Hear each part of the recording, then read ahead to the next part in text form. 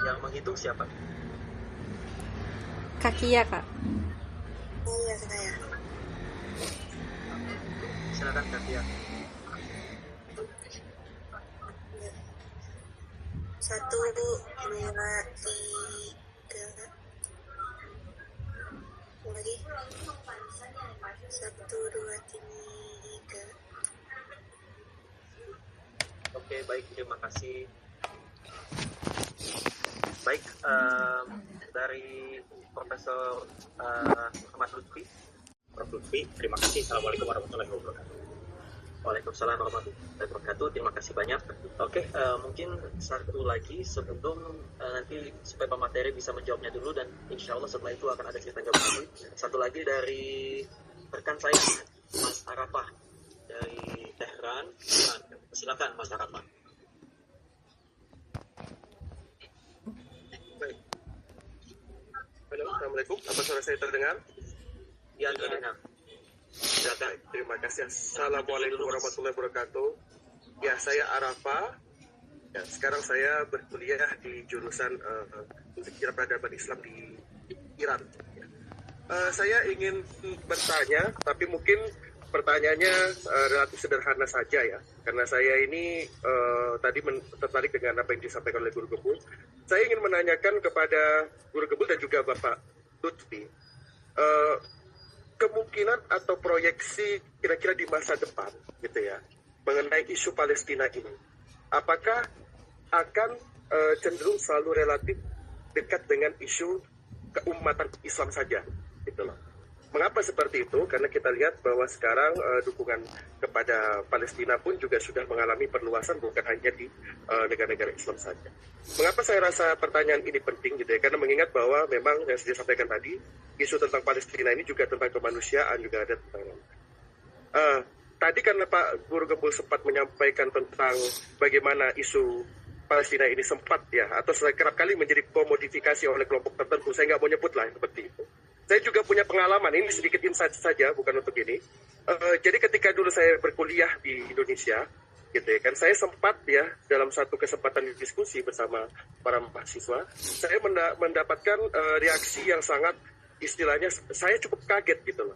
Ketika dalam diskusi itu saya menyampaikan bahwa perjuangan Palestina ini bukan hanya tentang identitas Islam. Memang mayoritas masyarakat Palestina itu Islam, tapi kita juga akan melihat dalam sejarah perjuangan Palestina ada tokoh-tokoh seperti Hanan Ashrawi, ada seperti Wadi Haddad, George Habash, yang mana mereka dikenal sebagai para pejuang Palestina non-Islam. Dan ternyata daripada membahas diskusi itu lebih jauh, dalam pengalaman saya ini jadi satu hal yang sangat terkena di hati saya gitu ya. Justru saya itu mengalami istilahnya itu ekskomunikasi gitu loh. Mereka langsung mengatakan, wah ini sesat pendapat seperti ini. Gitu. Jadi saya ketika Guru Gembul mengatakan bahwa kita ini harus membaca, itu saya terkenang dengan apa yang saya alami dulu. Betapa satu kelompok ini ya di tempat universitas saya, di sebuah PTN tempat saya kuliah dulu itu, ingin sekali pembicaraan mengenai Palestina ini selalu dikaitkan dengan keislaman dan mungkin ya agenda dari kelompok mereka saja. Nah jadi itu saya istilahnya hanya ingin bertanya saja, di masa depan apakah isu Palestina ini akan terus saja berkembang dengan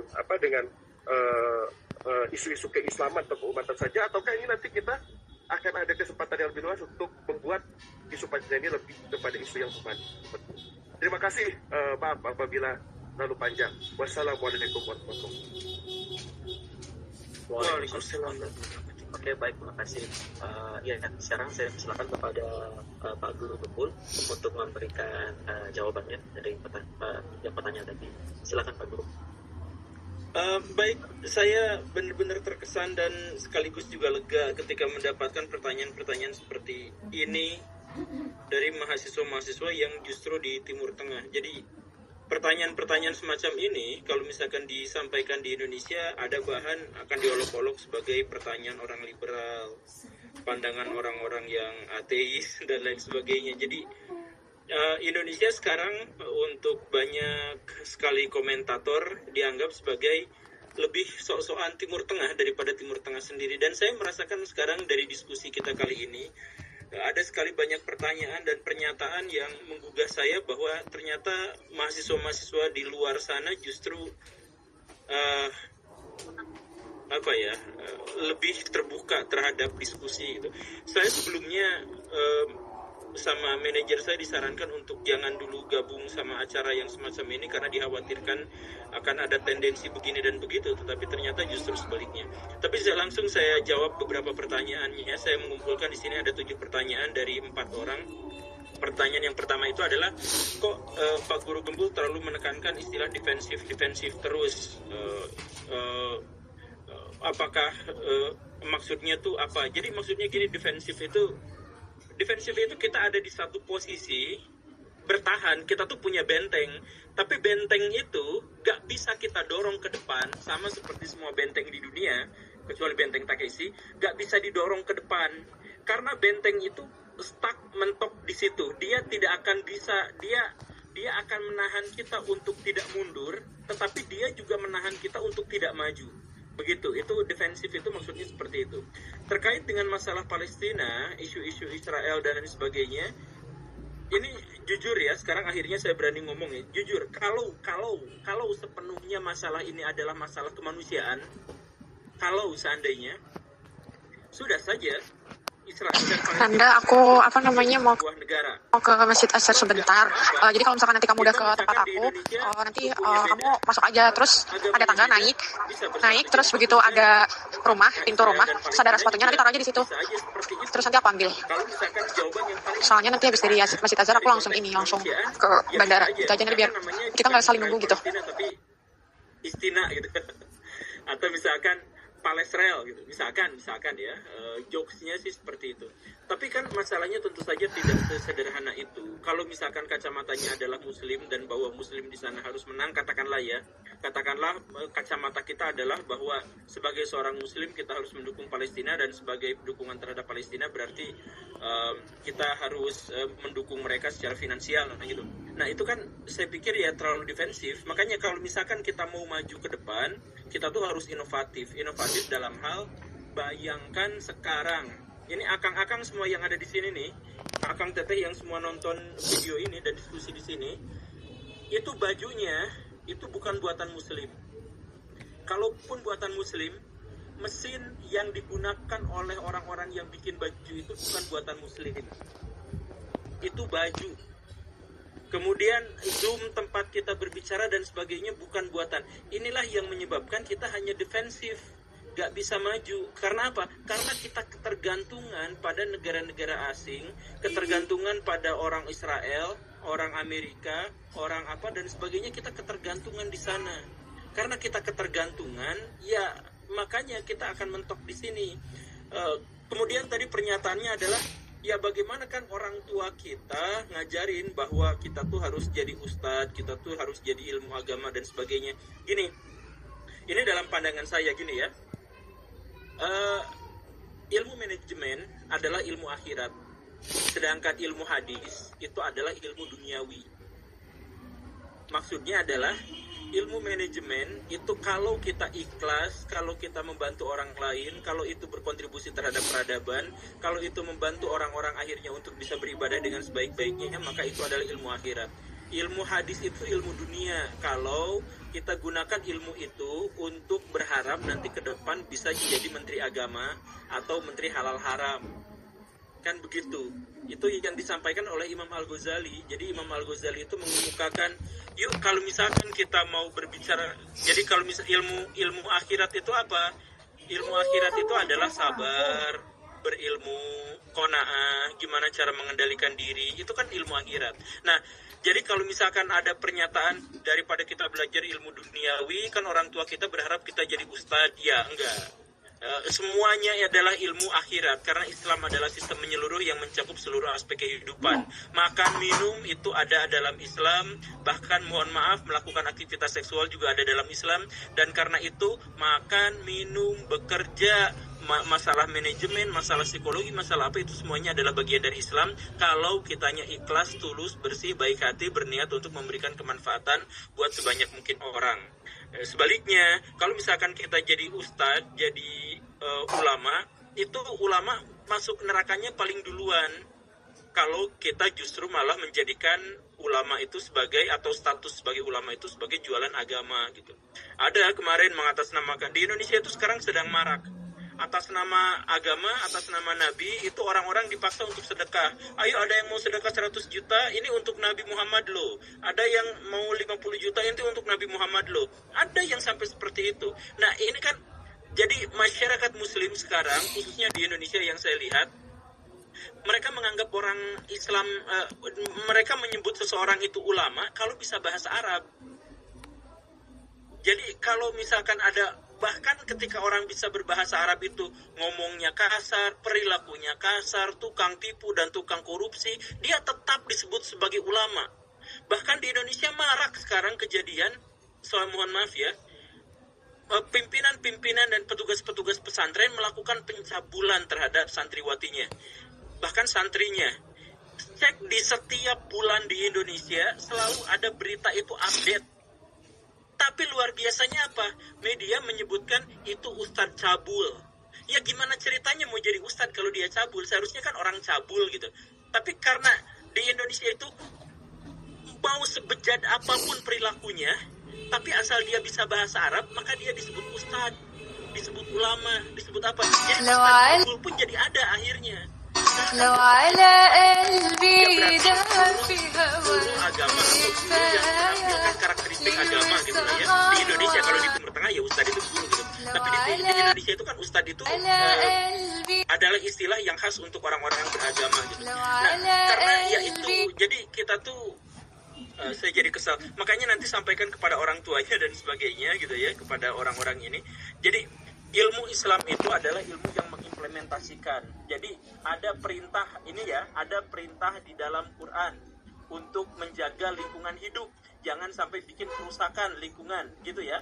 Nah, ilmu alat dan sebagainya, ilmu hadis dan sebagainya itu adalah ilmu untuk memahami itu, dan itu adalah ilmu akhirat. Sedangkan mengaplikasikannya, jangan berbuat kerusakan di muka bumi. Oh, berarti saya harus berkontribusi terhadap energi terbarukan, saya harus berkontribusi terhadap ekonomi hijau, saya harus berkontribusi terhadap pemberantasan korupsi. Nah, itu aplikasi dari perintah di dalam Al-Quran, kan itu perintah. Nah, mengaplikasikan perintah itu dengan ilmu-ilmu, itu berarti ilmu itu juga adalah ilmu akhirat. Jadi semuanya adalah ilmu akhirat. Jadi ustadz itu ukhrawi, jadi tukang parkir, maaf. Jadi misalkan pilot pesawat terbang, jadi insinyur dan sebagainya, itu semuanya ukhrawi. Jangan ada sekularisme.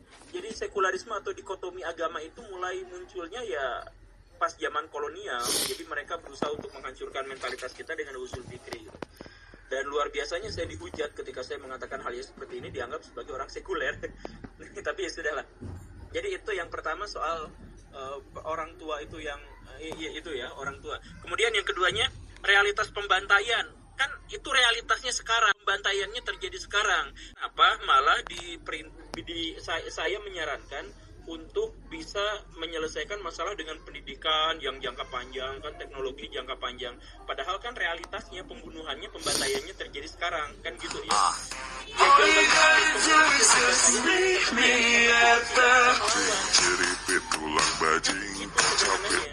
Kenapa di Israel, misalkan saya mohon maaf ya, kenapa Palestina ada sekian puluh ribu orang yang dibantai, yang sampai banyak orang-orang, anak-anak itu juga ikut menjadi korban, dan banyak di antara mereka yang melihat onggokan jenazah dari orang tuanya gitu, anak-anak kecil. Kenapa bisa seperti itu?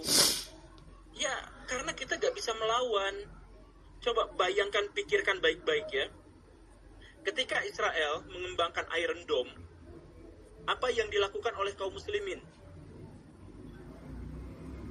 Belajar, perbanyak zikir, perbanyak baca Quran. Benar gak seperti itu? Ya benar, tapi harus ada amal jama'i. Amal jama'i itu adalah ada sekelompok kaum muslimin yang fokus pada masalah-masalah misalkan Quran, ada yang fokus pada penelaahannya, ada yang fokus pada penafsirannya, ada yang fokus pada implementasinya. masalah utama dari kaum muslimin sekarang itu adalah agama dan iman itu jadi objek perdebatan, bukan jadi objek untuk diwujudkan dalam kondisi situasi sehari-hari. Itu kan?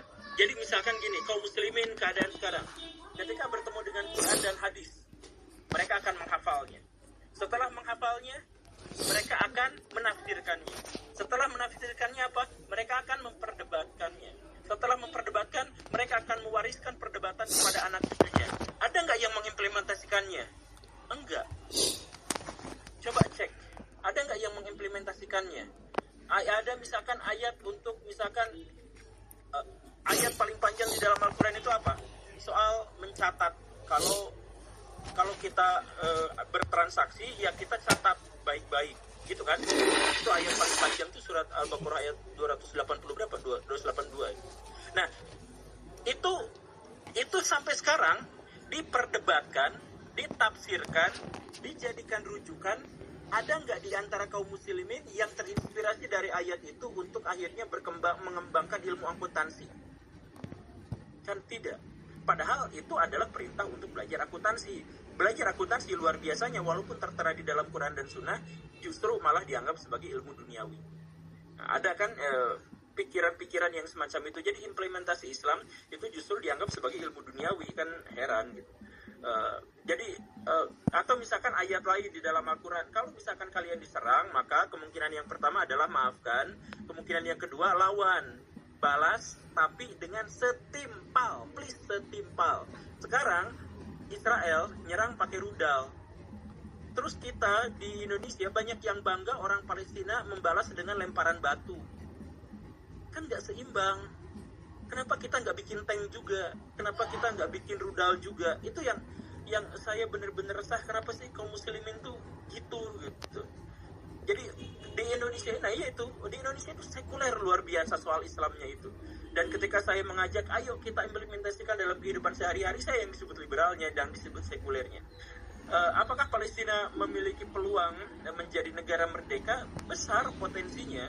Bahkan potensi Palestina menjadi negara yang merdeka itu lebih besar sebenarnya dari hari ke hari, karena dukungan yang menjadi semakin besar dan lain sebagainya. Ya cuman ya itu, setelah Palestina jadi negara merdeka, terus apa? Apakah tetap hidup dalam kemiskinan dan keterpurukan? Itu yang saya khawatirkan, karena sekarang Islam itu menjadi bahan ejek-ejekan dan jadi bahan olok-olokan di dunia. Sebab kalau misalkan ada sebuah media di India yang saya sakit banget untuk membacanya, tapi itu benar. Media di India itu bilang, apakah kaum muslimin itu bahagia? Di negara-negara Timur Tengah tidak bahagia, di Indonesia tidak bahagia, di Malaysia tidak bahagia, di Afrika juga tidak bahagia. Muslim yang berbahagia itu di mana? Muslim yang berbahagia itu di Inggris, di Amerika Serikat, di Irlandia, dan sebagainya. Itu fakta. Luar biasanya apa? Luar biasanya adalah walaupun Muslim itu berbahagia di negara-negara yang itu, tetap kaum muslimin tetap menjelek-jelekan, meremehkan negara-negara barat, sedangkan mereka hidup dalam kesengsaraan di negara yang mereka puja-puja. Ini menyakitkan, tapi ya gimana tuh kondisinya. Jadi ketika Israel nanti, misalkan ya ketika Palestina merdeka, saya yakin Palestina akan merdeka, tapi selesainya bukan di situ. Setelah merdeka kita ngapain gitu? Kan apakah kita tetap menjadi negara yang misalkan yang di tepi barat kan sebenarnya sudah mendapatkan otonomi yang sangat besar, yang sangat luas, tapi ketergantungan mereka terhadap listrik Israel, ketergantungan pada air Israel dan sebagainya sampai sekarang belum usai. Jadi kalau misalkan seperti itu ya ngapain gitu. Jadi ayo kita pikirkan bersama-sama, ini adalah demi cinta kita kepada agama dan demi cinta kita kepada kaum muslimin. Terus ada pertanyaan lagi, itu Pak Prof, ini sebenarnya untuk Pak Prof, tapi ingin saya sampaikan juga. Pak Prof tadi mengatakan bahwa jadi ada sedikit sanggahan untuk Pak Prof bahwa perang sekarang itu kan sumber daya, ya kalau misalkan kita mau berperang maka kita harus kuat. Itu katanya adalah pikiran lama, karena pikiran zaman sekarang tidak seperti itu. Saya pikir pikiran zaman sekarang juga masih sama seperti itu, masih sama seperti yang dikatakan oleh Pak Prof. Dan ini juga masih menyangkut sumber daya. Coba cek, di 100 tahun terakhir, perang didominasi oleh perang rebutan sumber daya alam dan memperebutkan sumber daya secara umum. mayoritas perang di 100 tahun terakhir. Jadi kalau misalkan kita bayangkan tentang Perang Dunia I, Perang Dunia II, emang itu apa? Rebutan tanah jajahan, kemudian dendam kesumat. Misalkan Perang Dunia I, itu rebutan tanah jajahan, berarti pengen sumber daya. Perang Dunia II karena apa? Hitler pengen menguasai wilayah di sekitar Polandia agar dia juga bisa menjadi negara adidaya. Dengan cara apa? Mencaplok wilayah dan sumber daya di Polandia. Itu pemicunya. Jadi sama aja itu terkait dengan sumber daya. Sampai sekarang itu terkait perang-perang itu terkait dengan sumber daya. Ukraina sama Rusia, kenapa bisa berperang? Ya karena sumber daya, sumber daya wilayah. Ya dan seterusnya lah. Kemudian proyeksi isu Palestina dekat dengan keumatan. Oh ya, kenapa Palestina? Kalau isu Palestina kenapa harus menyangkut masalah keumatan? Kan harusnya lebih luas. Dan sekarang memang lebih luas. Statistik kemarin beberapa survei menyebutkan bahwa di dunia itu sekarang ada sekitar 30% yang pro terhadap Israel dan ada sekitar 47% yang pro terhadap Palestina. Saya nggak tahu sekarang nggak update datanya, tapi silahkan cek. Tapi ya sekitar 30-an% untuk Israel dan sekitar 47% untuk Palestina. Jadi memang semakin lama semakin luas. Tapi kenapa isunya justru malah menyangkut masalah agama? Ya karena yang demo itu sambil takbir. Ya karena yang demo itu pakai sorban. Yang demo itu pasti menceritakan tentang penderitaan dan solidaritas kaum muslimin. Nah karena itulah maka kita tidak bisa lepas dari masalah keumatan ini. Jadi kalau misalkan ditanyakan tadi gimana dong? Bukan menyangkut masalah kemanusiaan tapi masalah agama, ya karena atribut-atribut kita masih dibawa-bawa gitu. Terus kan tadi, tapi kan banyak juga non-muslim yang berjuang untuk Palestina. Tentu saja banyak sekali. Tetapi kalau misalkan saya nanya kepada masyarakat Indonesia, mereka nggak paham apa yang diceritakan sama Pak Prof tadi itu. Mereka nggak paham tentang konstelasi politik dan tidak paham tentang geopolitik yang ada di Timur Tengah. Itu mereka tidak terlalu paham. Mereka hanya paham konflik itu sebagai konflik Israel versus Palestina, konflik antara hak dan batil, konflik antara orang beriman dengan orang Yahudi, konflik antara orang yang dicintai oleh Allah Subhanahu wa taala dengan orang yang dibenci oleh Allah Subhanahu wa taala. Jadi seringan itu alasannya. Jadi ini untuk masyarakat secara umum, karena ketika misalkan berbicara tentang masalah kemanusiaan, berbicara tentang masalah apa, banyak di antara mereka yang gak nyambung. Ya tentu saja harus ditekankan, harus dijelaskan bahwa masalah Palestina itu adalah masalah kemanusiaan. Tapi ketika ada orang yang mengatakan kok ini gak bisa lepas dari isu keagamaan, ya karena orang-orang beragama justru juga menggunakan isu-isu keagamaan untuk dukungannya terhadap Palestina. Seperti yang tadi itu pakai sorban gitu kan, dengan istilah-istilah takbir dan sebagainya. Begitu kurang lebihnya. Saya mohon maaf jawabannya ini terlalu, karena saya mengumpulkan jawaban. Baik Pak Guru, terima kasih banyak untuk jawabannya. Ya, sekarang saya berikan kesempatan kepada Profesor Lutfi untuk memberikan jawaban kepada pertanyaan-pertanyaan tadi. Kepada Profesor Lutfi, waktu dipersilakan. Ya. Tolong operator di unmute beliau. Oke.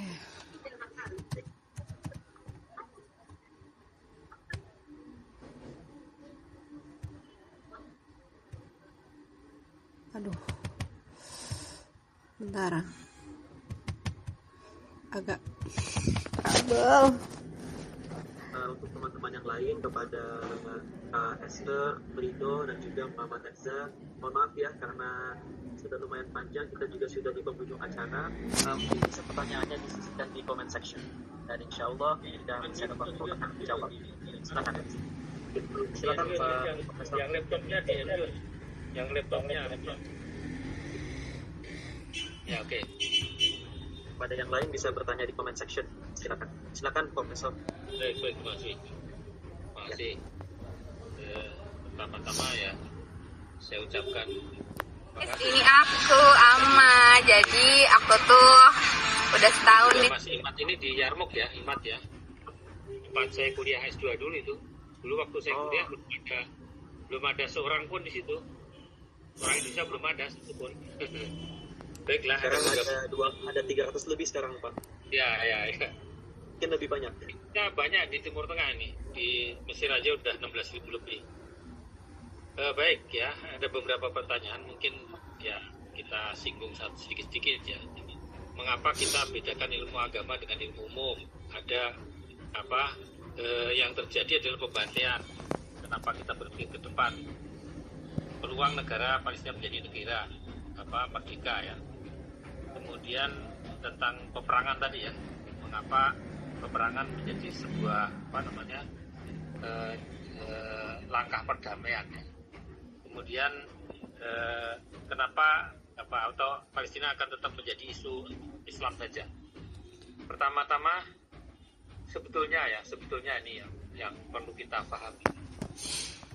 Bandul pentingnya wilayah itu sudah berubah ya. Dulu di Timur Tengah, ya, sekarang sudah berubah ke Asia Pasifik. Dan bandul ekonomi itu juga sudah di Asia Pasifik. Jadi produk ekonomi dunia itu 60% sudah di Asia Pasifik. Cina, Korea, Jepang, Asia Tenggara, dan lain sebagainya, termasuk India ya. Nah itu sudah 60%, jadi Eropa udah kalah itu. Sehingga Eropa sudah mulai tenggelam ya isu Eropa itu. Nah sebetulnya Amerika sendiri sudah mulai menarik ya tentaranya dari Timur Tengah sejak tahun 2010 ya. 2010. Nah kemudian muncul ISIS dan sebagainya, muncul Arab Spring ya. Dan itu tidak terjadi begitu saja ya. Ada skenario tetapi juga banyak tafsir ya tentang hal itu. Salah satu tafsirnya adalah ISIS itu bukan Amerika yang membuat, tetapi itulah buatan dari negara tertentu agar Amerika kembali lagi ke Timur Tengah gitu ya. Itu salah satu analisisnya. Jadi Amerika sudah banyak menarik pangkalan-pangkalan militernya di Timur Tengah dipindah ke Asia Pasifik, khususnya di Darwin, di Australia, di beberapa wilayah yang ada di Asia Pasifik ya. Nah itu satu. Kemudian yang kedua,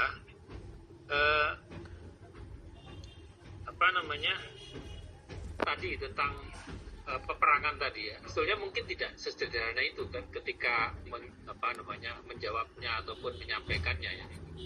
Tetapi yaitu seperti saya katakan, secara real Israel pertama kali mau melakukan perundingan tahun 92 yaitu disebut dengan perjanjian Madrid itu karena diserang oleh Irak itu. Meskipun kemudian dia masih sebagai sebuah negara kokoh karena Irak kemudian tumbang ya. Tapi ketika sekarang kemudian Iran itu berhasil menciptakan rudal-rudal balistik yang bisa menembus kekuatan Iran, kekuatan Israel, selesai itu Israel. Secara ini ya, secara politik dan secara militer sebetulnya ya. Meskipun dia juga membalas ya, dia juga bisa menghancurkan itu. Tapi itu selesai sebetulnya. Dan saya yakin pasti akan ada perdamaian ke depan. Cuma mungkin prosesnya bagaimana tidak sesingkat apa yang kita perkirakan seperti itu, karena Israel juga sebagai negara kuat dia tidak bisa, tidak mau kemudian dilihat begitu saja gitu ya. Nah,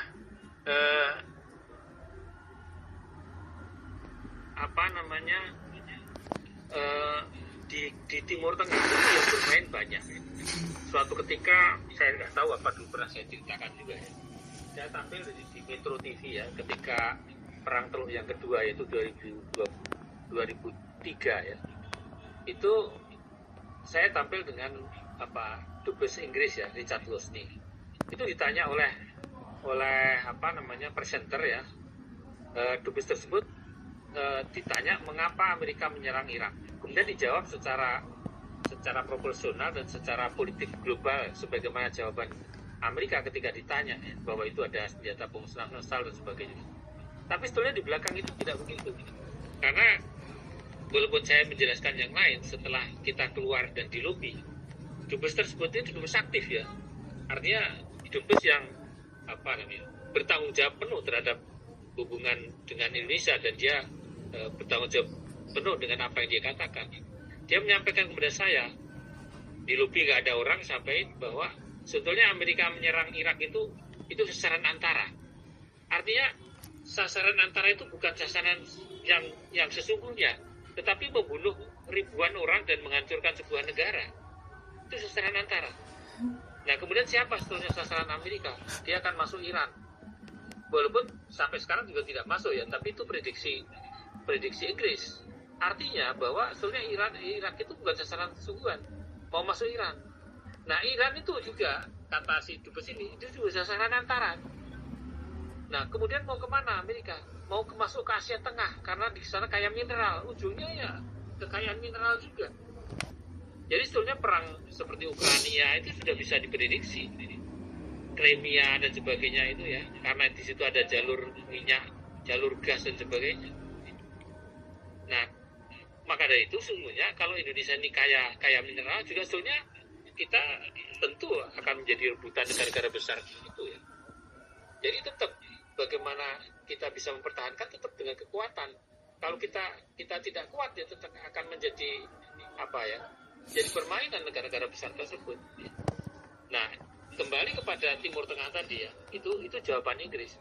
Nah, mengapa negara-negara Eropa ya tadi apakah akan menjadi isu global ya?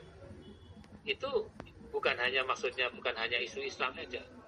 Nyatanya Spanyol, Hungaria ya, kemudian Irlandia itu mengakui ya kemerdekaan Palestina, artinya meninggalkan Israel ini. Ya, memang akan menjadi isu internasional dan isu humanisme ya, isu kemanusiaan memang. Itu yang akan sebenarnya dulu juga sudah ada.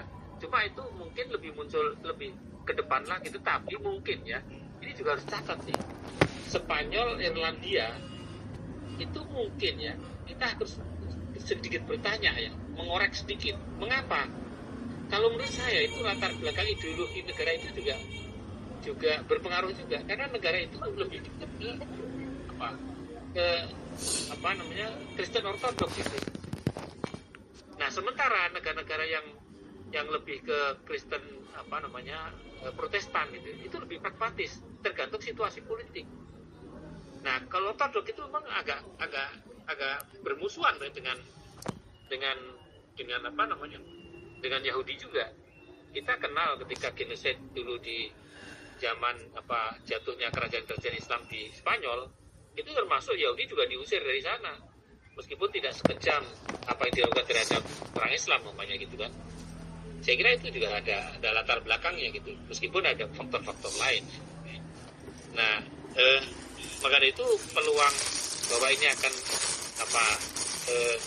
kemudian lebih lebih munculnya ya, mendukung berdirinya sebuah negara Palestina, dan kemudian isu Palestina bukan hanya isu Islam saja, tentu akan muncul.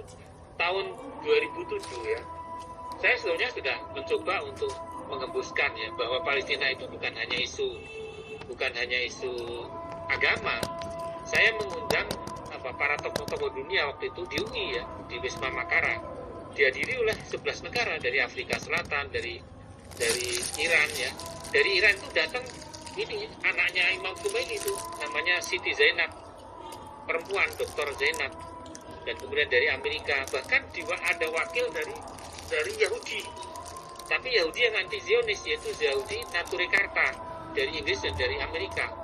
Mereka pakai kopiah Yahudi gitu. Nah, waktu itu tanggal 14 Mei.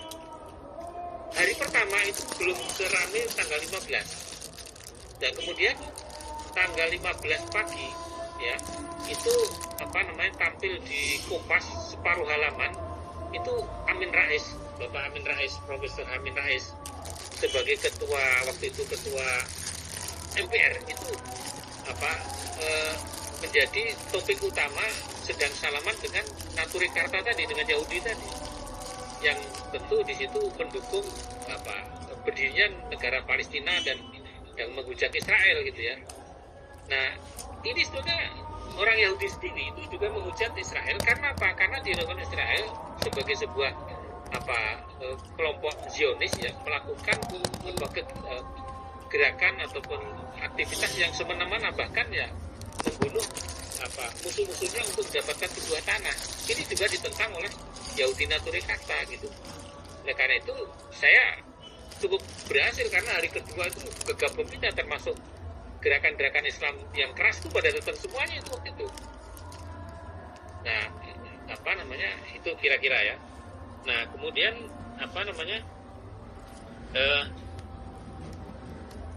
saya sedikit akan menyinggung ya, sebetulnya di mana sih posisi Indonesia. Nah, Indonesia tadi kan kita tidak sedang membeda-bedakan antara Islam dan tidak. Tetapi sebetulnya gini ya, Al-Quran sendiri ya, itu sebetulnya kan 6.666 ayat ya. Itu yang bicara tentang hukum Islam itu cuma 150 sampai 300 ayat. Yang lain itu bicara tentang ilmu pengetahuan, tentang ilmu sosial, bagaimana memenangkan peperangan antara Tolut dengan Jalut, dan di situ munculnya tokoh Daud ya. Terus kemudian berbicara tentang masalah matahari berputar pada porosnya ya. Kemudian bicara tentang keajaiban ataupun tentang ilmu pengetahuan di antara pertemuan antara air sungai tawar dengan air laut itu, bahwa ada barzah dan sebagainya. Itu pengetahuan, dan itu mungkin bisa diambil sebuah manfaat untuk kepentingan manusia. Itu jumlahnya kalau 6.666 ayat diambil 300 itu masih 6.300 ayat yang bicara tentang alam semesta, tentang ayat-ayat kauniyah, tentang ilmu pengetahuan. Tapi itu banyak tidak difahami oleh masyarakat Muslim. Mereka yang dipelajari cuma 300 ayat tadi, diputar sana gitu, tidak selesai 14 abad sampai sekarang ini. Nah, ini mengapa umat Islam itu terbelakang? Nah, apakah umat Islam pernah maju kemudian mengabaikan ilmu pengetahuan? Tidak.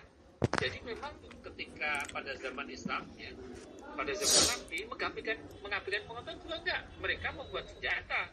Memang pada awalnya di Madinah itu yang membuat senjata adalah orang Yahudi. Tapi kemudian umat Islam belajar untuk membuat senjata. Dan pada puncak, katakanlah dalam tanda kutip kejayaan Islam atau pada dinasti Abbasiyah, itu ilmu pengetahuan unggul di dunia. Contohnya apa? Bagaimana kita mengukur keunggulan umat Islam di dalam ilmu pengetahuan? Waktu perang salib itu tentara Salahuddin ya, itu dikepung di Akka, sekarang itu di Israel itu. Kemudian diceritakan dalam sejarah tersebut, kepungan tersebut itu dikepung oleh tentara salib dengan menggunakan mau diserang dengan dababah. Dababah waktu itu cuma gerobak yang di bawahnya itu adalah para tentara, ataupun tangga-tangga yang dibuat oleh kayu. Mereka berlindung dari panah ya. Kemudian mereka bisa mendekati benteng, kemudian bisa naik ke atas ya. Tetapi kemudian selalu bisa dihancurkan umat Islam dengan alat-alat atau dengan zat-zat kimia yang dibuat oleh tentara Islam. Dan kemudian tentara musuh juga berusaha untuk menangkis dan menangkalnya dengan kemampuan mereka, tapi selalu kalah mereka dan berhasil dikalahkan, baik dengan senjatanya ataupun hasil-hasil zat kimia yang dibangun oleh umat Islam. Akhirnya pada tahun 700 Hijriah tentara salib berhasil dipukul mundur dan mereka keluar dari wilayah Jazirah Arabia, wilayah Syam ya.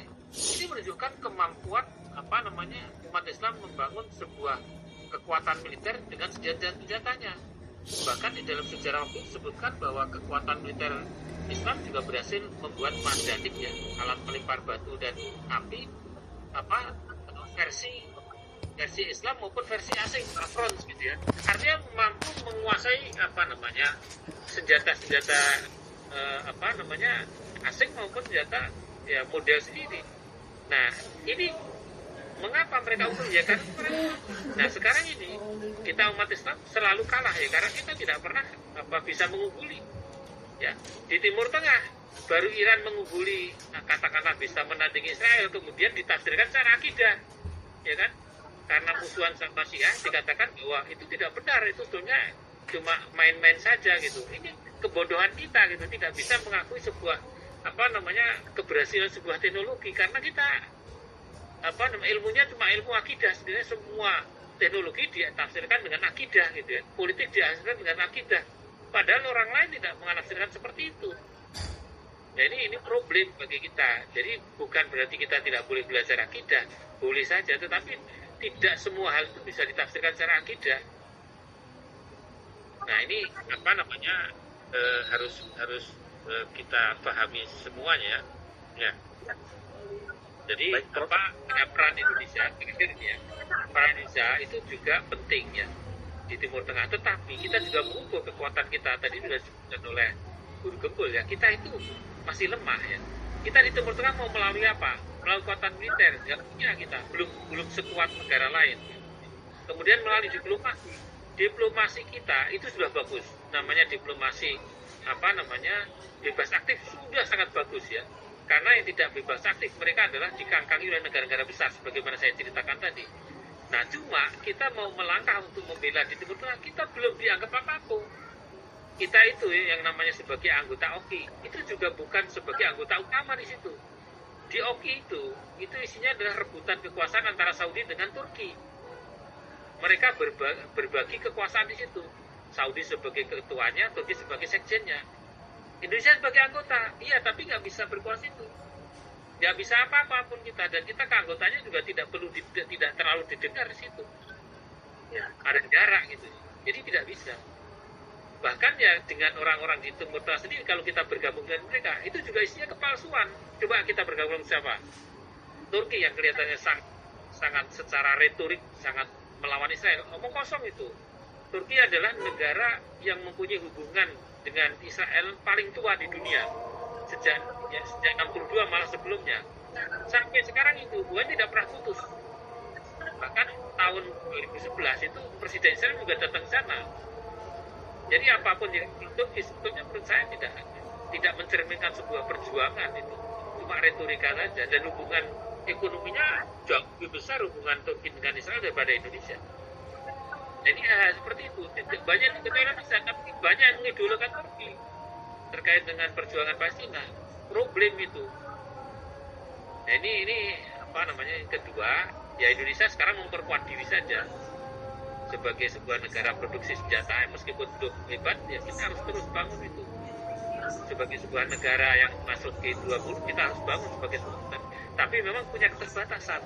Jadi kalau kita mengangkat Indonesia sebagai sebuah negara industri, di Indonesia itu per 1 juta orang baru 2.600 insinyurnya. Meskipun saya profesor, kalau suruh buat jarum juga nggak bisa. Itu harus kembali kepada ahlinya. Tadi disebut oleh Guru Gembul tadi. Nah, mengapa kemudian Vietnam yang barusan merdeka tahun 76 kemudian sekarang melejit ke atas ya, hampir melampaui Indonesia? Karena di sana insinyurnya itu per 1 juta orang udah 6.000. Nah, mengapa kemudian Korea itu melejit sebagai sebuah negara industri? Karena per 1 juta orang udah 25.000. Apa kita juga tidak memikirkan itu ya? Nah, ini memang ya terjadi seperti itu gitu. Nah, ini kira-kira kita bisa bicara lebih jauh lagi, tapi itu kira-kira ya terlalu jauh. Terima kasih. Baik Prof, terima kasih banyak untuk jawabannya dan juga nasihatnya bagi kita semua audiens. Terima kasih banyak pada dua pemateri. Sepertinya kita tutup sesi tanya jawab. Sepertinya teman-teman semua insya Allah dengan adanya diskusi ini akan semakin banyak kesadarannya bahwa banyak PR yang harus dilakukan oleh kita bangsa Indonesia, supaya peranan kita itu lebih enak daripada apa yang selama ini kita pikir sangat sudah influential, padahal belum. Oke, baik, sekarang kita masuk sesi closing statement. Kepada Pak Guru Gembul mungkin bisa dimakan lagi.